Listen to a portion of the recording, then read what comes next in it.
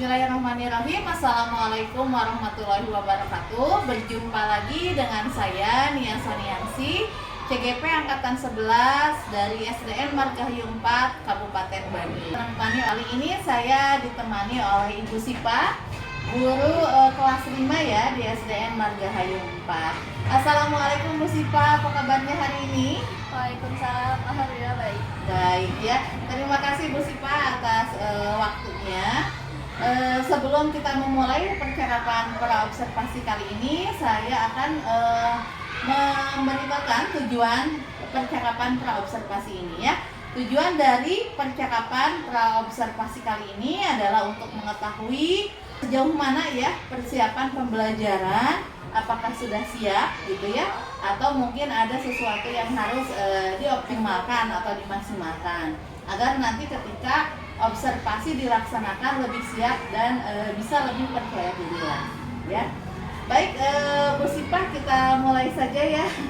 Bu Sipa, untuk tujuan pembelajaran yang ingin Ibu capai boleh dijelaskan Bu? Ya, untuk tujuan pembelajarannya sendiri karena ini berkaitan dengan materi magnet, Ya. jadi tujuannya itu untuk menganalisis cara pembuatan magnet. Betul. Selain itu ada lagi Bu tujuan? Untuk tujuan lainnya mungkin berkaitan dengan pengetahuan dan keterampilan siswa Keterampilan, ya. mengenai pembuatan magnet ini. Oke, jadi mungkin nanti dilihat ya, ditampilkan anak-anak presentasi ya.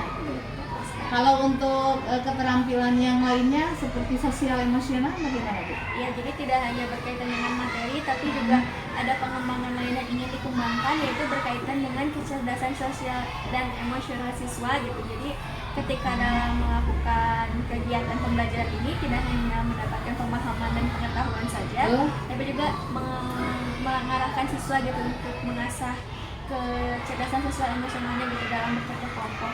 Oke, luar biasa sekali ya. Nah, ini tadi dengan tujuan yang ingin Ibu capai gitu ya. Bagaimana rancangan pembelajaran yang nanti akan diterapkan? Mungkin dari strateginya gitu ya, dari metode ataupun model pembelajarannya. Untuk pembelajaran kan dilakukan dengan pembelajaran berdiferensiasi, Berdiferensiasi. berdasarkan yang dibedakan diferensiasinya melalui gaya belajar siswa gitu. Jadi siswanya akan dikelompokkan berdasarkan gaya belajarnya masing-masing. Yang memiliki satu gaya belajar yang sama akan dikelompokkan. Untuk strateginya sendiri menggunakan model pembelajaran project based learning ya, karena akan membuat belajar untuk mempraktekkan membuat magnet. Oke, jadi dilakukan secara berkelompok ya Bu ya, ada diskusi juga mungkin ya. Diskusi dan ini TIK juga. Oh, ada berbasis TIK Berbasis juga TIK. ya. Luar biasa sekali Bu. Nah ini Bu, untuk pertanyaan selanjutnya mengenai media. Media apa yang akan digunakan saat pembelajaran nanti? Untuk medianya sendiri pasti menggunakan Infocus ya, video tayangan mengenai proses pembuatan magnet itu sendiri. Lalu juga ada media lain seperti alat peraga dan lain-lain. Oke, alat peraga untuk membuat Membuat magnet magnet, mungkin ya. Oke, ya. Selanjutnya nih, ini luar biasa ya Ibu, ternyata sudah ada perencanaan ya bagaimana nanti rancangan untuk pembelajarannya. Nah, kira-kira akan dilaksanakan pembelajarannya kapan Bu? Untuk pelaksanaannya rencananya akan dilaksanakan di Jumat pekan depan. Oh, Jumat pekan depan ya. Baik. Ini saya jadi tidak sabar nih ya, ingin cepat-cepat melihat bagaimana pembelajaran yang dilakukan Bu Sipa di kelas 5 ya.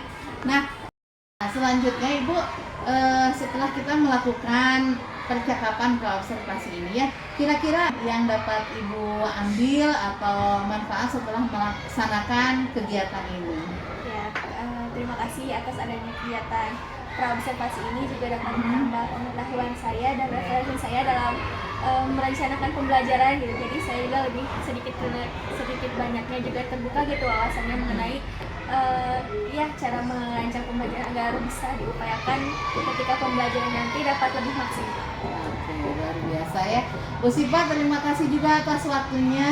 Insya Allah nanti kita bertemu lagi ya di hari Jumat pekan depan. Saya akan mencoba mengobservasi pembelajaran yang Bu Sipa laksanakan ya. Mudah-mudahan sukses ya untuk pembelajaran nantinya ya. Sekian percakapan praobservasi Wassalamualaikum warahmatullahi wabarakatuh.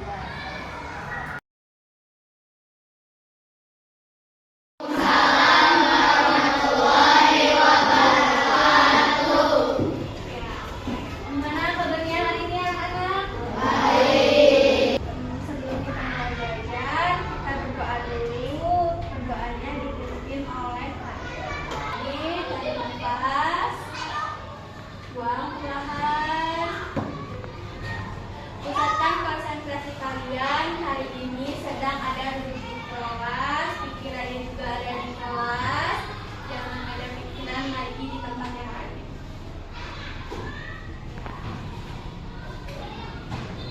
Tujuan kita hari ini belajar untuk kita semua bisa menganalisis dan bisa paham bagaimana cara kita membuat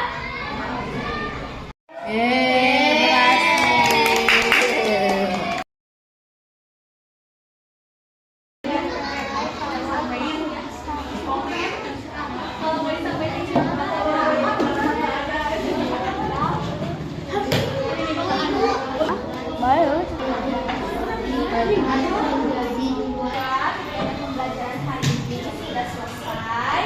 Hari ini kita sudah belajar mempraktekkan cara membuat magnet. Bismillahirrahmanirrahim. Assalamualaikum warahmatullahi wabarakatuh. Perkenalkan, nama saya Nia Soniansi, CGP Angkatan 11 Kabupaten Bandung. Saya bertugas di SDN Margahayu 4.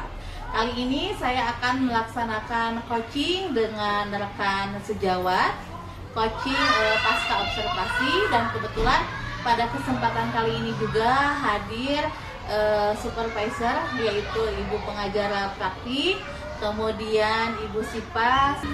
Selamat siang Ibu Sipa, apa kabarnya? Iya, baik ya. Kita berjumpa lagi ya Bu ya. Kemarin kita berjumpa untuk kegiatan observasi. Nah, kali ini kita akan melaksanakan coaching pasca observasi. Baik, ada beberapa pertanyaan mungkin atau ada refleksi yang akan saya sampaikan ya Bu ya. Nah, terkait tujuan kali ini kita akan melaksanakan umpan balik, refleksi, kemudian rencana apa yang akan Ibu laksanakan setelah kegiatan coaching kali ini. Namun sebelumnya mungkin saya akan membacakan dulu ya Bu ya analisa saya ketika kemarin melaksanakan observasi. Setelah saya analisa dari modul ajar, kemudian percakapan kita praobservasi, ada beberapa data yang saya sudah temukan ya, sudah saya analisa di sini. Yang pertama mungkin dari tujuan pembelajaran yang Ibu laksanakan. Ada beberapa tujuan ya Bu ya.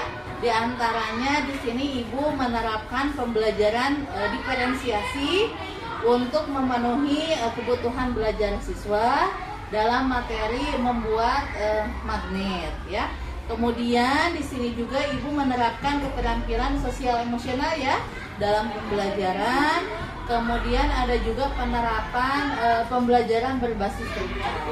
Nah, hasil catatan pengamatan saya bahwa 3 poin tersebut sudah terlihat ya Bu ya.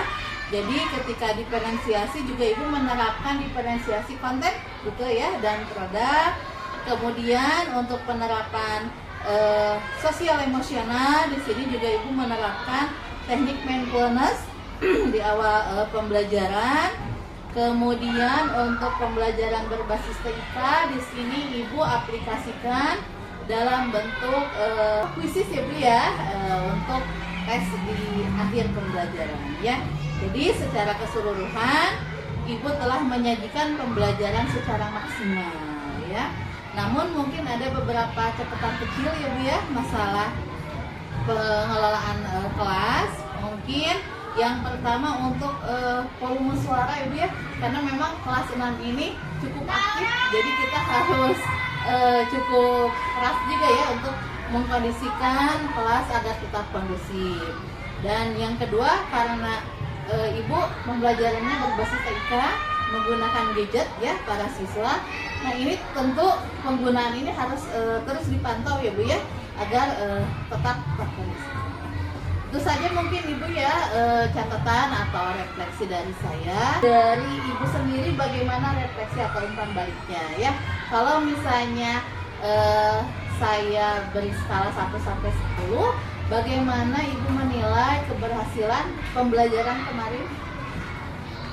Saya rasa skala keberhasilan saya dalam mengajar kemarin dari 1 sampai 10 nilai yang tepat adalah di angka 8, karena Ya. saya rasa ketika pembelajaran kemarin masih bisa ditingkatkan lagi agar lebih maksimal.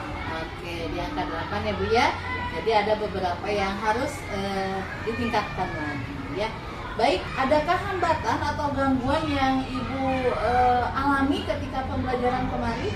Untuk hambatan sendiri yang saya rasakan dalam kegiatan pembelajaran yaitu berkaitan dengan fokus siswa ya, karena ada beberapa siswa yang fokusnya dapat mudah terdistraksi gitu, melihat siswa kelompok lain yang rasa ingin tahu lebih tinggi gitu, jadi tidak fokus dalam kelompoknya sendiri gitu, tapi ingin tahu juga kelompok yang lain. Mungkin itu salah satu hambatan seperti itu. Hambatannya ya.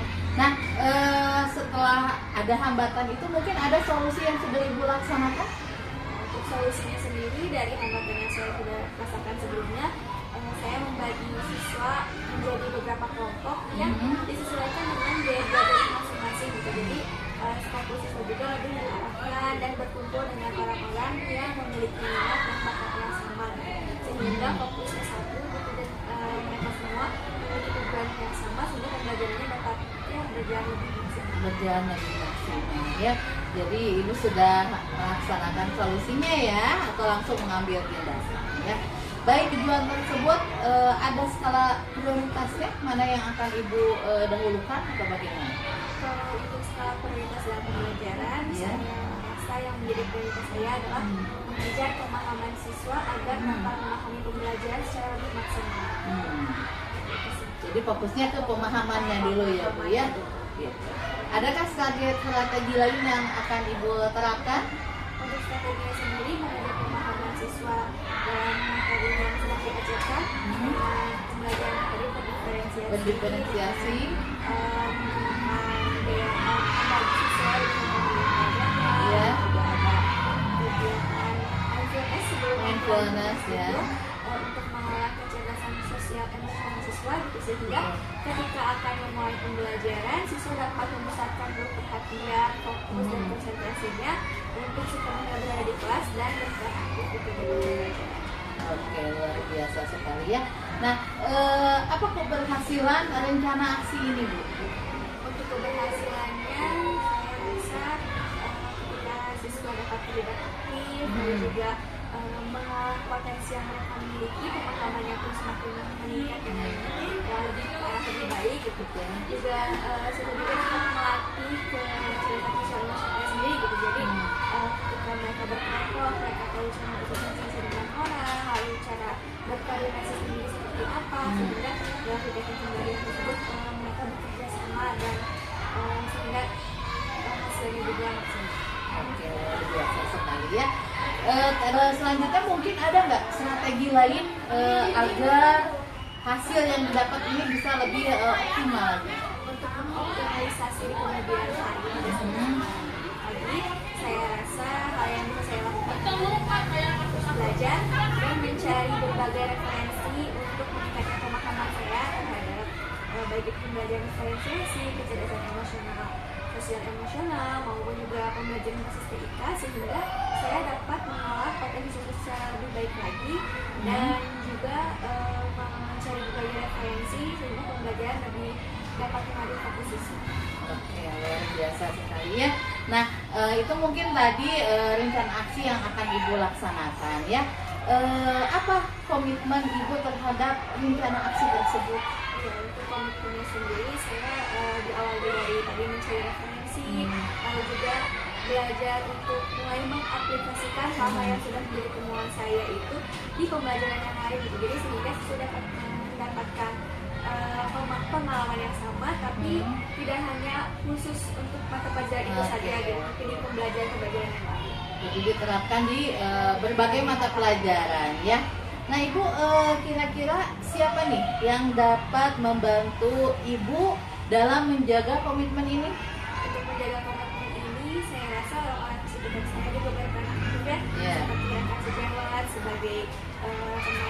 sama-sama tahu kondisi lingkungan sekolah seperti apa gitu, teman berdiskusi juga gitu. Selain itu juga siswa sendiri kan sebagai teman ketika kita dalam belajar mengajar di kelas, serta pengawasan orang tua juga berperan aktif ketika kita di rumah, karena ketika mereka sedang belajar di rumah, orang yang dapat terlibat secara aktif memantau kan orang tua gitu. Jadi saya rasa orang tua pun juga sama berperan pentingnya menjaga komitmen pembelajaran. Jadi tetap harus ada kolaborasi ya Bu ya, antara siswa tadi, antara guru tentunya ya, dan juga orang tua ya. Nah, yang terakhir mungkin Bu, bagaimana dengan tindak lanjut setelah pelaksanaan sesi coaching ini gitu? Untuk tindak lanjutnya mungkin saya berencana ya itu untuk mencoba menerapkan hal-hal temuan saya yang baru ini, juga untuk mengoptimalkan pemahaman saya gitu. Jadi pembelajaran yang lain sehingga siswa itu menjadi terbiasa dengan kegiatan mindfulness mungkin, pembelajaran berbasis IPA gitu, sehingga siswa pun juga memiliki pemahaman dan pengalaman yang baik di dalam pembelajaran.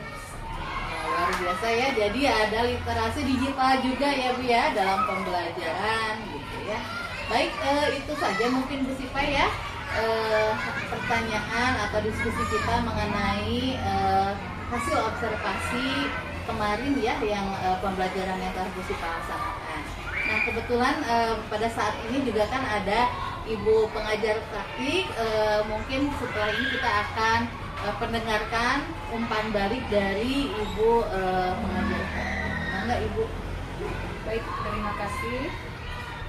Izinkan saya sebagai pengamat tadi kegiatan dialog pasca observasi menyampaikan hasil pengamatan saya, bahwa tadi kegiatan dialog pasca observasi sudah berjalan dengan baik, di mana di sini CGP sebagai coach sudah memandu percakapannya dengan menggunakan alur TIRTA ya, dimulai dari tujuan, identifikasi, rencana aksi, tanggung jawab dan aksi ya. Kemudian CGP atau coach juga sudah menyampaikan data hasil observasi kepada coachee, yaitu rekan sejawat, sesuai dengan kegiatan pra-observasi dan observasi praktik pembelajaran. Kemudian CGP juga sudah di sini menggali, menanyakan lagi area pengembangan apa yang akan ditingkatkan dari coachee-nya. Terakhir CGP sudah menanyakan lagi rencana aksi, kapan akan dilaksanakan dan bagaimana bentuknya, itu sudah ditanyakan, sehingga coachee di sini merasa digali lagi untuk lebih mengembangkan dirinya. Itu saja hasil pengamatan saya. Ya, terima kasih banyak Ibu atas umpan baliknya. Untuk Ibu Sipa, ini saya tidak sabar nih menunggu laporannya Bu ya, bagaimana penerapan praktik mengajar Ibu untuk menerapkan tadi ya pembelajaran diferensiasi berbasis TIK gitu ya. Baik, mungkin itu saja Ibu Sipa, Ibu PP untuk kegiatan di pasca observasi kali ini. Assalamualaikum warahmatullahi wabarakatuh.